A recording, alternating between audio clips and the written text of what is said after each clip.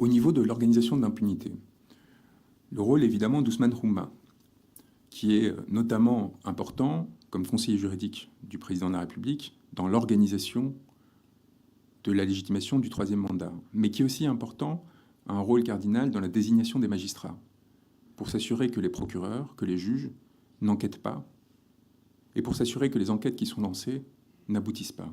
Car il y a encore au Sénégal des magistrats et des fonctionnaires courageux qui essayent de faire la vérité.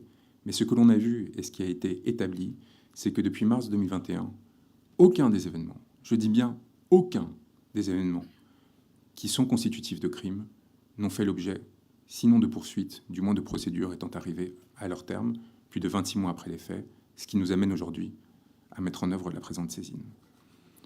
Nous en arrivons maintenant à l'organisation de l'appareil répressif. Une fois que vous avez les moyens, une fois que vous avez organisé les conditions qui vous permettent de vous assurer que cela pourra se dérouler, il faut que cela arrive. Et nous avons évidemment, à ce titre, nos deux principaux suspects, les personnes les plus importantes dans la commission de ces crimes et encourant la plus lourde responsabilité. M. Antoine Félix Diome, ministre de l'Intérieur, et M. Moussa Fall.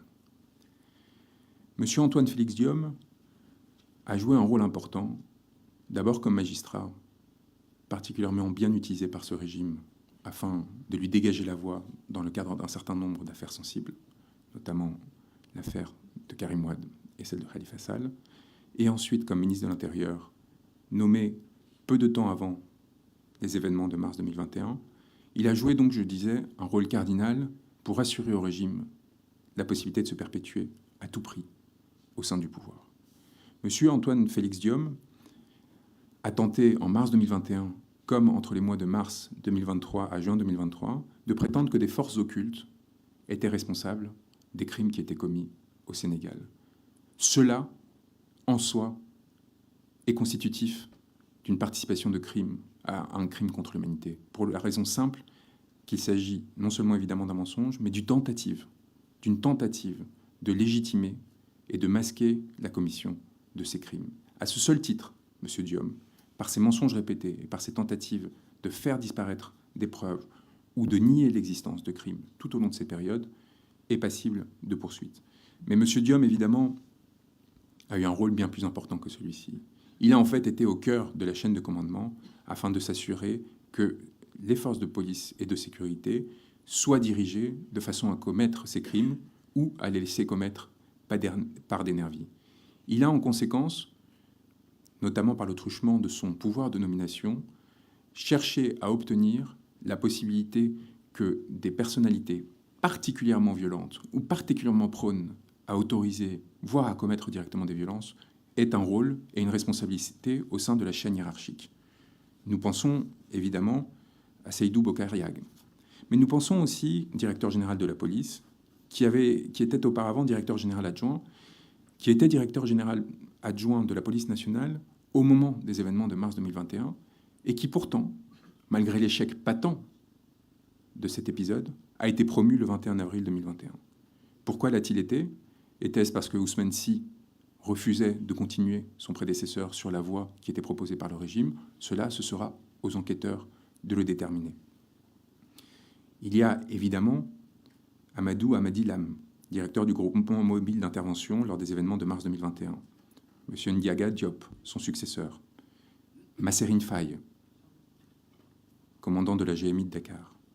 M. Ousmane Fall, commandant de la brigade d'intervention polyvalente. Et surtout, Bara Sangaré, commandant de la sûreté urbaine à Dakar, suspecté d'avoir commis de nombreuses tortures, d'en avoir ordonné aussi, et d'avoir de façon systématique procédé à des arrestations arbitraires pour intimider des opposants politiques et des manifestants.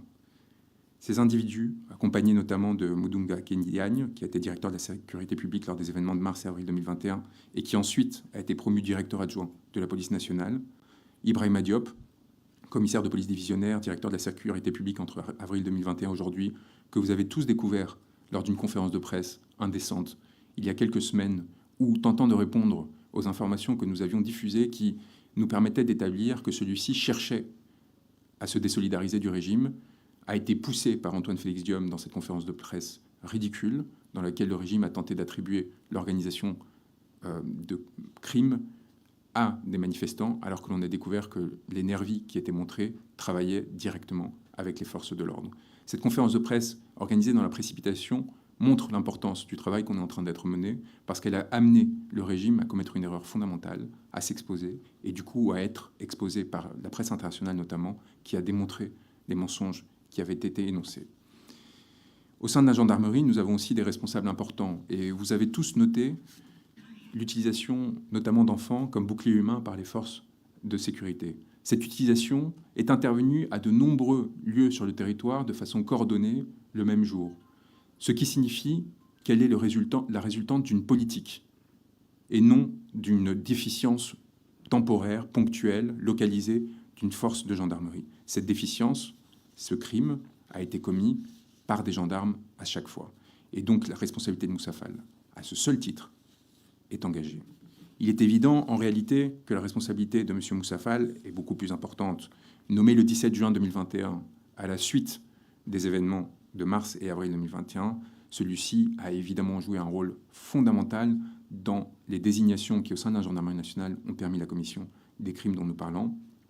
Nous avons identifié au sein de son cabinet des responsables, le chef de cabinet notamment, le colonel Pape Souleymane Cissé, mais aussi, évidemment, au-delà de son cabinet, de ses aides de camp, de ses adjoints emploi opérations comme Pape Diouf, le chef du centre de renseignement cardinal comme Issa Diak ou Cheikh Sarr, évidemment le haut commandant en second, Tiaka Tiao, qui était commandant de la gendarmerie mobile auparavant et qui a été promu en juillet 2021, encore une fois, dans la suite des répressions qui avaient été menées.